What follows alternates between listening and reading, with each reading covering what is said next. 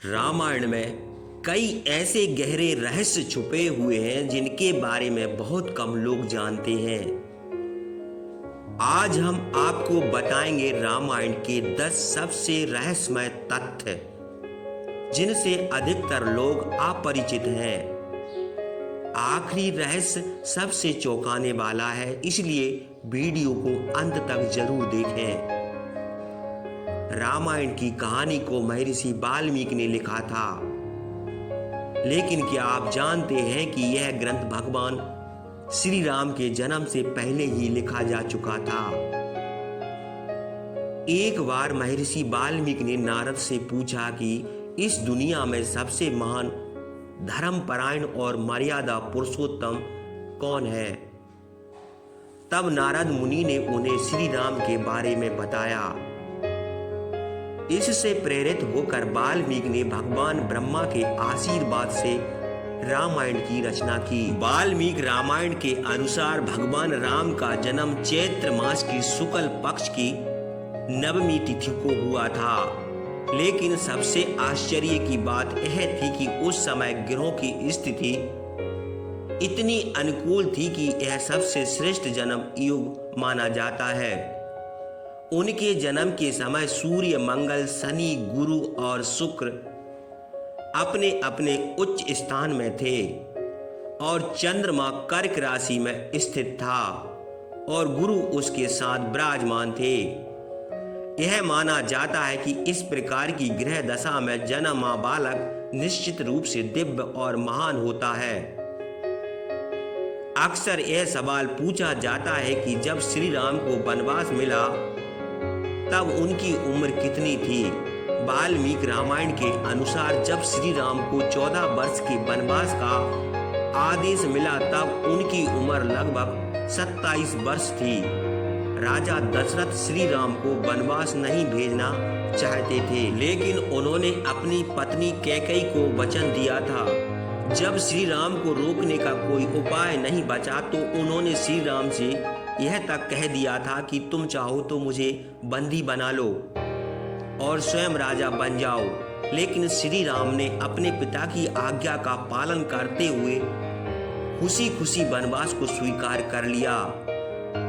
रामायण के अनुसार समुद्र पर पुल बनाने में केवल 5 दिन का समय लगा था। पहले दिन वानरों ने 14 योजन, दूसरे दिन 20 योजन, तीसरे दिन 21 योजन और चौथे दिन 22 योजन और 5वें दिन 23 योजन पुल बनाया था। इस प्रकार कुल 100 योजन लंबाई का पुल समुद्र पर बनाया गया। यह पुल 10 योजन चौड़ा था। एक योजन लगभग 13 से 16 किलोमीटर के बराबर होता है। आज भी नासा के सैटेलाइट से समुद्र के नीचे राम सेतु जैसी संरचना दिखाई देती है, जिससे यह रहस्य और गहराता है। लोगों को लगता है कि रावण ने सीता हरण केवल अपनी बहन शूर्पणखा के अपमान के कारण किया, लेकिन हकीकत इससे कहीं ज्यादा चौंकाने वाली है।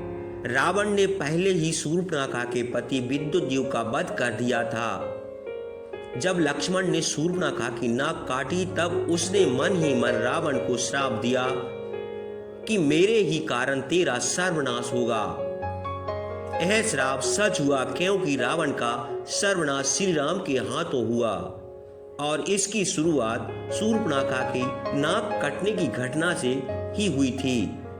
कहते हैं जब हनुमान जी ने लंका में आग लगाई थी और वे एक सिरे से दूसरे सिरे तक जा रहे थे तो उनकी नजर शनिदेव पर पड़ी। वे एक कोठरी में बंधे हुए पड़े थे। हनुमान जी ने उन्हें बंधन मुक्त किया। मुक्त होने पर उन्होंने हनुमान जी के बल और बुद्धि की भी परीक्षा ली और जब उन्हें यकीन हो गया कि वह सचमुच भगवान श्री राम जी के दूत हनुमान जी हैं, तो उन्होंने हनुमान जी से कहा कि इस पृथ्वी पर जो भी आपका भक्त होगा उसे मैं अपनी कुदृष्टि से दूर ही रखूंगा, उसे कभी कोई कष्ट नहीं दूंगा। इस तरह शनिवार को भी मंदिरों में हनुमान चालीसा का पाठ होता है। जब श्री राम ने सीता माता से अग्नि परीक्षा लेने को कहा तो अधिकतर लोग इसे उनकी निष्ठा की परीक्षा मानते हैं। लेकिन असली रहस्य कुछ और था। जब खरदूषण मारे गए तो एक दिन भगवान श्री रामचंद्र जी ने सीता जी से कहा, प्रिय, अब मैं अपनी लीला शुरू करने जा रहा हूँ। खरदूषण मारे गए। शूर्पणखा जब यह समाचार लेकर लंका जाएगी तो रावण आमने सामने की लड़ाई तो करेगा, बल्कि कोई ना कोई चाल जरूर चलेगा। मुझे अब दुष्टों को मारने की लीला करनी है। जब तक मैं समस्त राक्षसों को इस धरती से नहीं मिटा देता तब तक तुम अग्नि की सुरक्षा में रहो। भगवान श्री रामचंद्र जी ने उसी समय अग्नि प्रज्वलित की और सीता जी भगवान श्री राम की आज्ञा लेकर अग्नि की शरण में प्रवेश कर गईं। सीता माता के स्थान पर ब्रह्मा जी ने उनका प्रतिबिंब बनाकर सीता जी के स्थान पर बिठा दिया। जब रावण ने सीता माता का हरण किया तब वह असली सीता नहीं बल्कि उनका एक प्रतिबिंब थी। असली सीता अग्नि के घेरे में ध्यान मुद्रा में थी।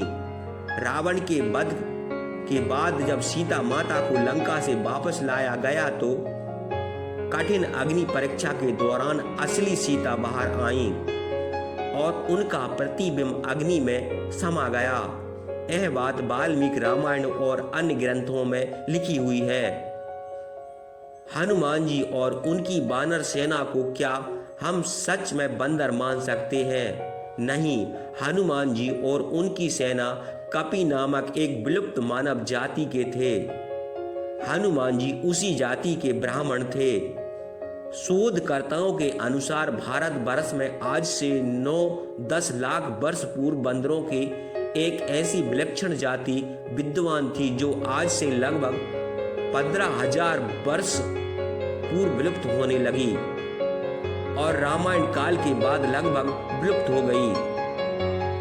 मानव नुमा यह प्रजाति मुख और पूंछ से बंदर जैसी नजर आती थी। भारत से दुर्भाग्यवश कपि प्रजाति समाप्त हो गई, लेकिन कहा जाता है कि इंडोनेशिया देश की बाली नामक द्वीप में अब भी कुक्षधारी जंगल मनुष्यों का अस्तित्व विद्यमान है।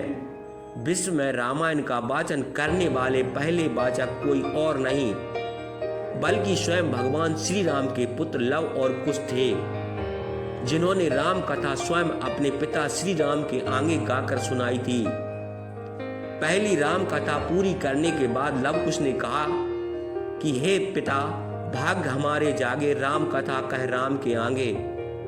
रामायण के उत्तरकांड में वर्णित है कि श्री राम ने माता सीता को त्याग कर दिया, उन्हें वनवास दे दिया, जबकि सच्चाई जानकर आप हैरान रह जाएंगे कि श्री राम ने माता सीता का परित्याग कभी नहीं किया।